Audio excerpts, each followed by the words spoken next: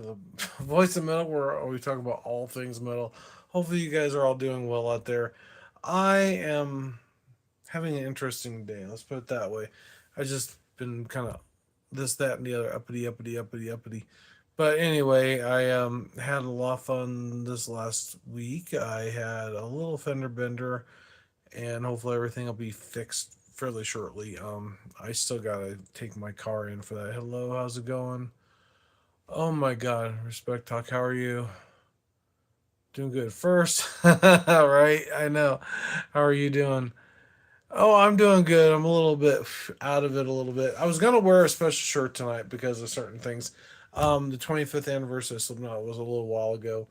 For the very first album that came out, and I thought it'd be kind of cool because I did buy one of the albums, the LP, my very first ever vinyl record, which is cool. And a friend of mine told me I should open it up on here. Um, One of the things I was trying to find my little cutting blade, but I don't know if I have it here to open it up because it's one of those things. I might not do a full list. I don't know. We'll see. We'll see. Right? Having a giant moth on my arm. Oh, go wow, a giant moth. That's crazy. Sorry if I can't read the thing on there. I was debating about actually reselling it later on because there's so many people that sell these for like a lot of money sometimes, but I don't know. This is my very first, so I might not do that for Slipknot. I love Slipknot a lot too much for that, so who knows. But anyway, and this was also, it's really crazy when when I first heard about Slipknot for the very first time. It was one of those things like, should I open this up or not? Which I'm doing now, which is kind of crazy. I did the same thing back then too. Let me readjust this so it's not quite so off center here. Hopefully that's better. But yeah, part of it was a friend of mine from work years ago, and that was before I met my ex-wife, and my son was even born. That I had it was rather interesting because he told me about this band. And he said, "Wait, if you do, make sure you listen to Wait and Bleed because I know you like metal and this, that, and the other." And he thought, "Well, you need to check these guys out. They're really phenomenal." So okay, I checked them out, and I was debating about it. Like I said at first, I think I bought the digipack from I think it was Target or Best Buy. But anyway, they actually had the digipack, which is kind of interesting. It's a big pack. I don't think I knew that there was the two. But I figured I'm gonna get the bigger one. I want to go, go bigger, go home kind of thing. Well, guess what? This one is the vinyl, and I got one that was a little bit unique, a little bit different, and I don't know how many different varieties. I know they have black and red, which is more European. I thought this had CDs in it, but I don't think it does. I don't know. Um, I should show you guys the inside too. That's really cool, right? The band from the very beginning. And it's crazy. 25 years later, and they're trying to figure out. They're still together, still going, and this, that, and the other. And I thought that's cool. Oh, this is awesome. I like this. See, check this out. I've got protective covers for all of them. But yeah, I'm not gonna try to get them out of here too much. I'm just not sure how you open it up. I'm sure there's a yeah. Here's the. Yeah, I was gonna say there's got to be a side. I'm trying not to touch the actual record. I'm used to CDs more than, and I got the green one. Check this out. Isn't that cool? I think there's a side A and a side B. Demos and alternative mixes on the one. Oops. So and it gives you the cool little playlist. And some of these are the original demos, which they did, and they don't sound anything like the original. I got to hear them on my streaming service. And then there's also a remix. And somebody said that they sounded quite a bit different. And I said, I don't know. I didn't seem to see that much difference, but maybe it's me. Maybe I'm just not listening. Who knows? Oh, this is kind of cool. The Ouija board. Awesome. All that. And then, of course, the original art, or I should say the cover album that they did back when it was there. And I still have my CD, by the way, which is really cool. So I got both. But I don't have a lime green CD, which, only vinyls will do that. And when I get done, I'll check that out. Oh, this is really cool. Check that out. It's got. I'm gonna put a sleeve in that so it won't. One, I'll make it easier to pull out, and also protect the actual vinyl instead of the original. But it's kind of like a. If you can look at that texture, it's kind of cool. It's like a, what do they call that? Oh God, can't think of it. The tie dye style like looking thing. Hello, how's it going? Cool. Anyway, so 25 years later, and the crazy thing about it, I did see him, but I got him on a nosebleed section, which I much rather have in person. I mean, up close and personal instead of doing it that way. So let's see here. We'll do the. We'll compare demos and yeah, right here. This is the way it should look. So here's back then. Here it is now. Right.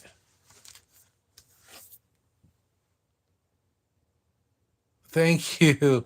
Appreciate it. I appreciate that so much. I seem nice. I like that. Heard some people. No, it's kidding.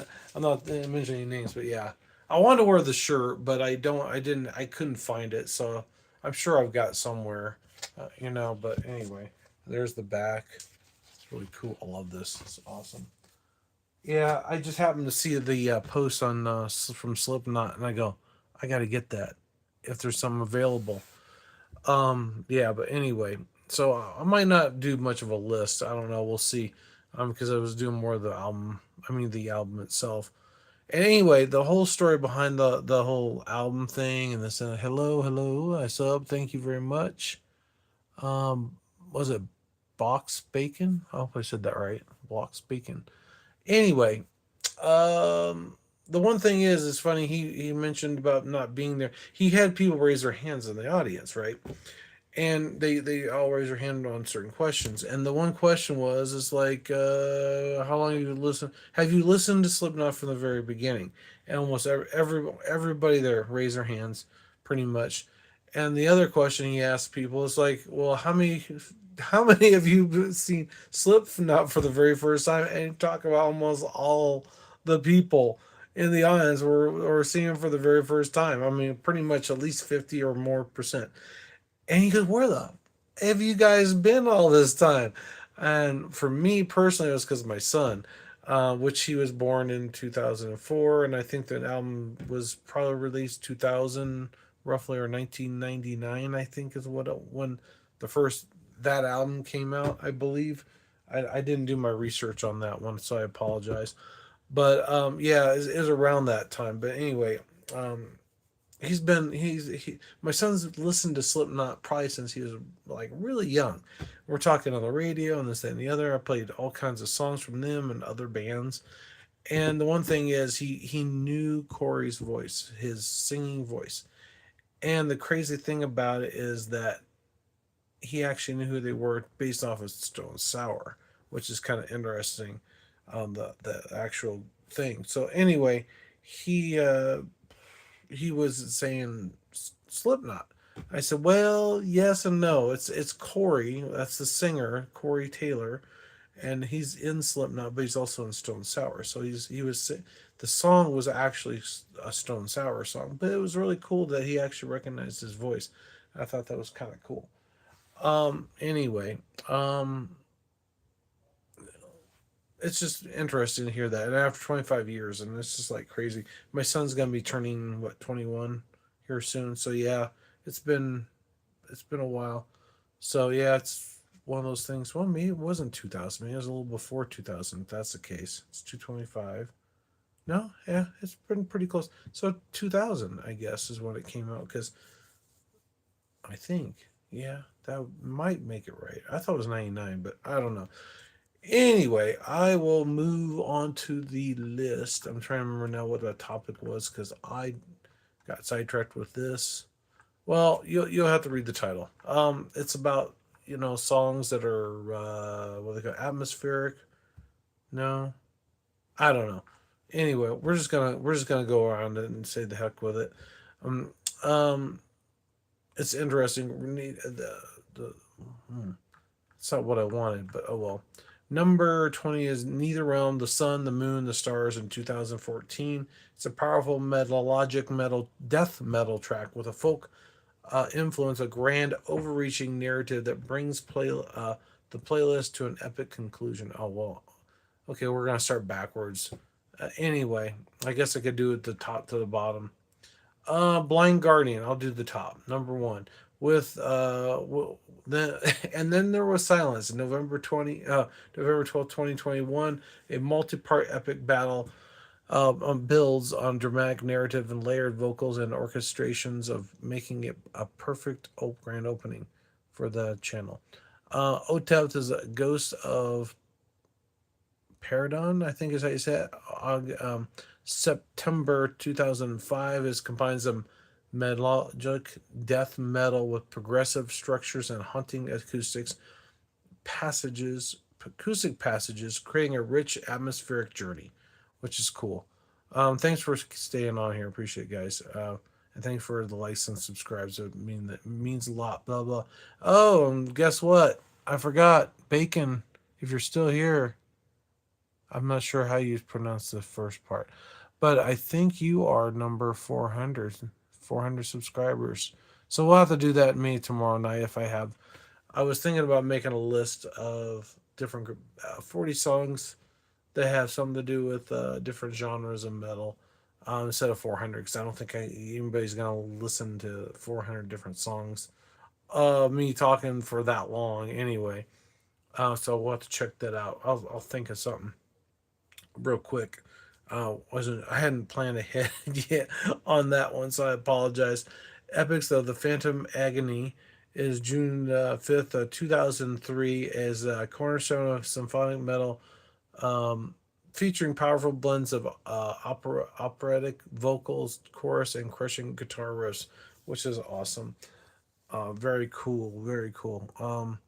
When Winter Sun, the time, August 3rd, 2024. That reminds me, time, and it was released in 2024, which is almost well, yeah. Anyway, I don't know. I don't know what I'm thinking. Known for its blistering speed and complex layered keyboard melodies that invokes in a sense of epic fantasy world, which is kind of cool. I like the sound of that. Martyr Edmund Martimoth is Twilight of the Thunder God is what it's called. Meaning probably meaning Thor, I would assume, but I'm not sure. September 2008 is a track delivers a powerful battle epic ready sound with a triumphant driving rhythm and fits the epic theme itself.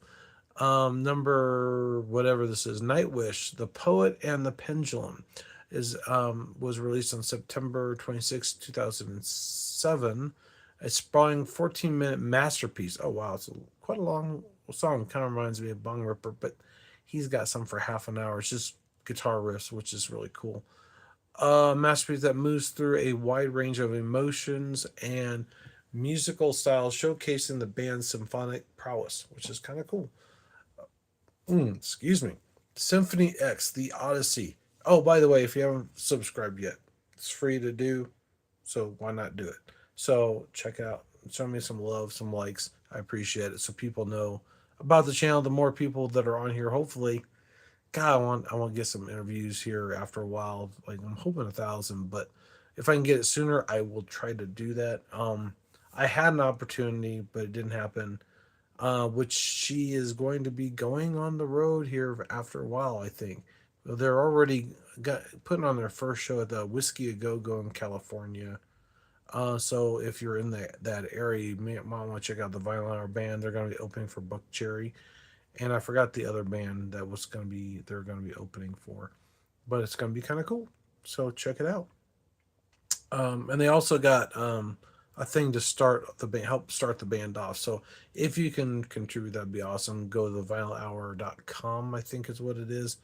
And there's a thing there that they have where they get, like a shirt and a sign, things that are signed from the band, each person in the band, laminates and things like that. So check it out. It's like $70, but the extra money will help them get things going. I think when they do like maybe a vehicle, I would assume, probably, and maybe a little bit of money for gas and some other stuff, and if there's any equipment needed, which I think probably most of the people in the band have their own equipment already, so they're ready to go in that part. It might be sound equipment, who knows. Anyway, I'll get back to the list. Symphonic X is the Odyssey, November 5th of 2002, a 24-minute progressive metal epic that relates to Homer's ancient tale using complex time signatures and incredible instrumental work to capture the grand scale of the story. That's cool. Bangla, I have no idea how to pronounce this, and someone just spell it. BAL hyphen SAG Zygoth, maybe? Zygoth, Bell Zygoth. CAGOTH. The Last Conflict of a Saga. 2006 is when it was released. Blackened symphonic metal with an over the top theatrical flair that tells the tale of a cosmic fantasy battles. That's cool. I think these are mostly like fantasy kind of stuff, but I didn't think I made a list on it, but I don't know. Who knows? Anyway, anyway. Dragon Force, Through the Fire of Hell, Fire and Flame, or I call fire and it could be heaven and hell. But anyway, August 3rd,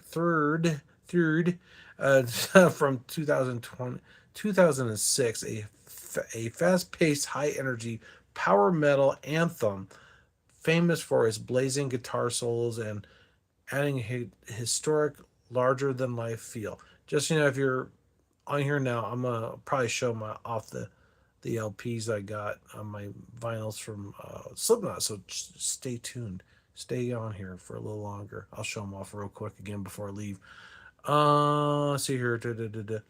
Uh, Infersum, I think is how you say it. Is my sword in my sword I trust is ENSIFREERUM. This song features a blend of folk metals, powerful metal riffs, creating a atmospheric war theme feel. Yeah, I think this is what that is. Rhapsody of Fire. It sounds like another one like that. Emerald Sword, 1998. A classic track with a power metal genre filled with uplifting choruses, fast I don't know how to pronounce that either. And a narrative that feels like a fantasy film score. Basically, it's something a little bit more dramatic and whimsical. Equilibrium, and this is Wall. Oh God, this is another Wall Shrine or something like that. It's WALDSCHREIN.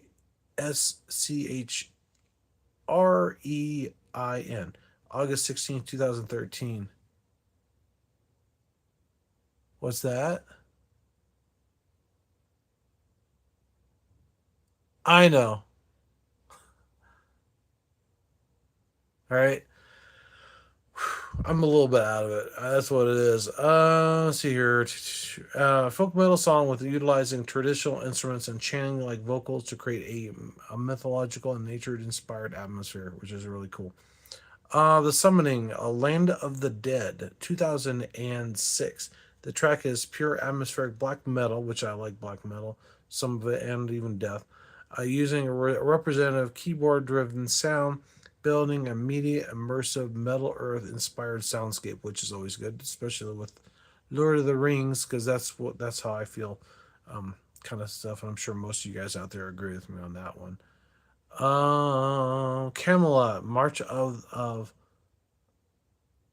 Morpheus on March 15, 2005, a theatrical midlogic power metal song that uses a compelling narrative and power vocals with performance of creative, dark, dramatic atmosphere, which is really crazy.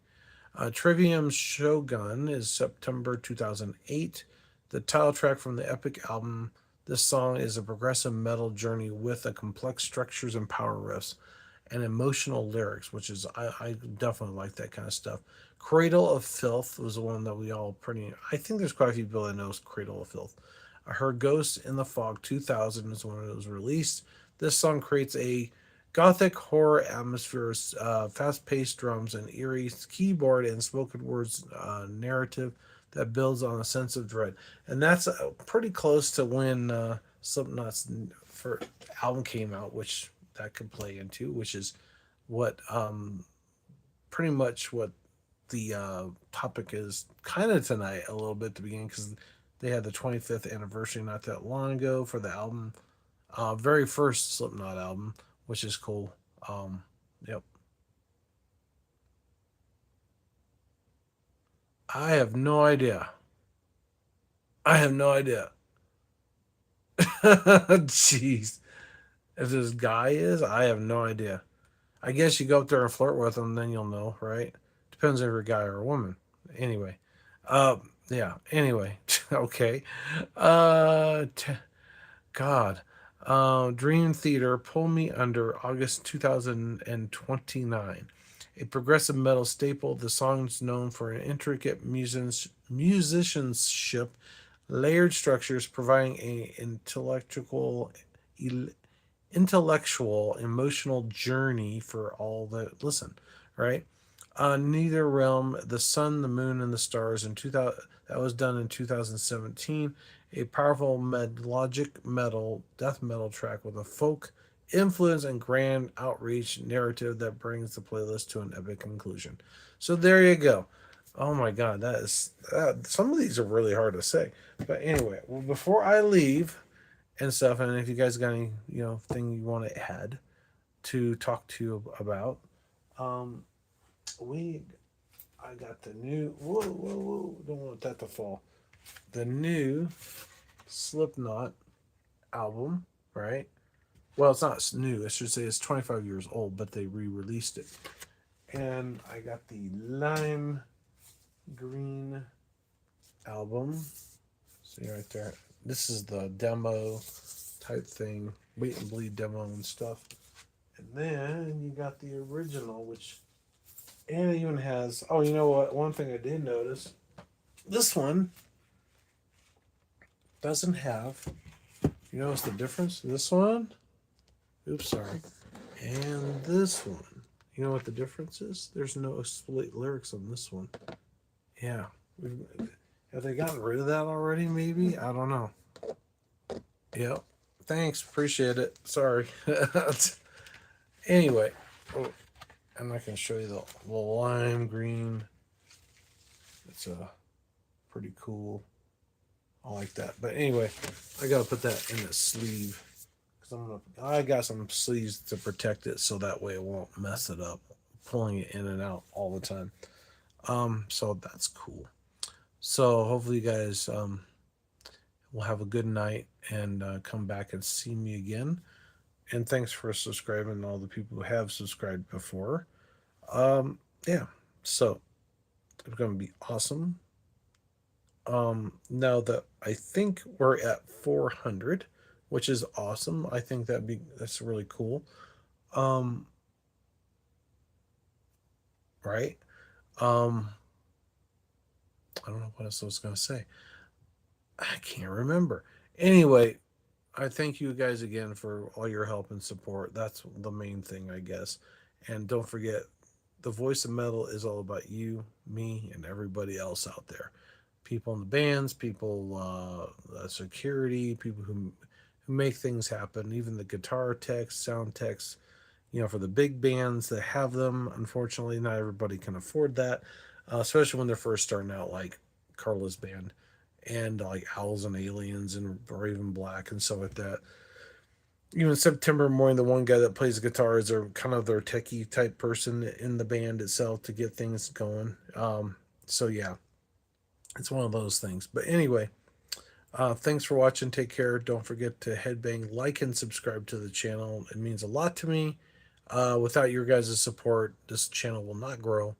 And plus, we also won't be able to spread the message about the channel because I think, really, to be honest, hopefully, the whole point I'm hoping, like I said before, and I'll say it again, is that getting to know the people behind the music and what they do, why they do what they do. And actually, it would be awesome and a great honor for me to actually do one band in particular, which they're just starting off. So this would be an awesome opportunity for not only for them but for me as well.